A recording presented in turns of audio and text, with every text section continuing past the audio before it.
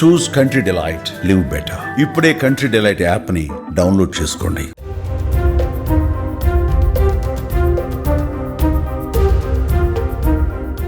పహల్గాం దాడి అనంతరం ఆపరేషన్ సింధూర్ పేరుతో భారత్ పాకిస్తాన్ పైన ప్రతీకారం తీర్చుకున్న విషయం తెలిసిందే. ఈ ఆపరేషన్లో భాగంగా భారత రక్షణ దళం పలు పాకిస్తాన్తో పాటు పీఓకేలోని పలు ఉగ్రవాద స్థావరాలపై దాడులు చేస్తూ 100కు పైగా ఉగ్రమూకలను అంతం చేసింది. భారత్ చేపట్టిన ఆపరేషన్ సింధూర్ ఎటకేలకు అనుకున్న దానికంటే ఎంతో విజయం సాధించిందని నిపుణులు విశ్లేషిస్తున్నారు.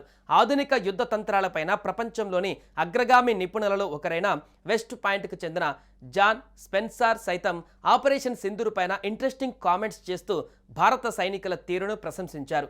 ఇది సాధారణ విజయం కాదని, భారీ విజయమని పేర్కొన్నారు. ఇంతకు ఆయన ఏమన్నారో ఒకసారి చూద్దాం.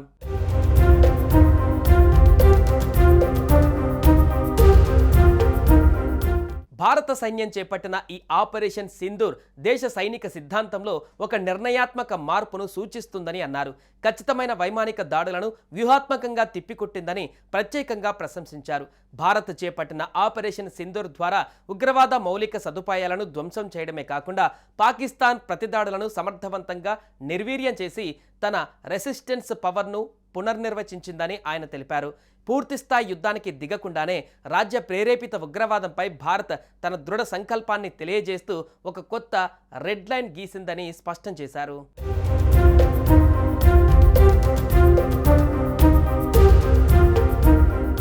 కేవలం 4 రోజుల్లోనే ఇండియన్ ఆర్మీ భారీ విజయాన్ని సాధించిందని అన్నారు. ఇది కేవలం ప్రతీకాత్మక శక్తి ప్రదర్శన కాదని, ఇది నిర్ణయాత్మక శక్తి స్పష్టంగా వర్తింపజేయబడిందన్నారు. మే 7న ప్రారంభమైన 4 రోజుల పాటు అత్యంత సమన్వయంతో భారత్ 9 లోతైన ప్రదేశాలలోకి చొచ్చుకు వెళ్లి దాడులను నిర్వహించిందని తెలిపారు. ఇక భారత సైనిక అధికారుల మాటలలో చెప్పాలంటే ఇది వ్యూహాత్మక విరామం, కార్యాచరణ విరమణ మాత్రమే.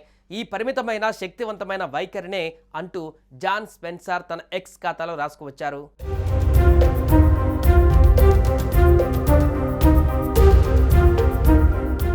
సుమన్ టీవీలో మీ పర్సనల్ అండ్ బిజినెస్ ప్రమోషన్స్ కోసం కింది నెంబర్కి కాంటాక్ట్ చేయండి.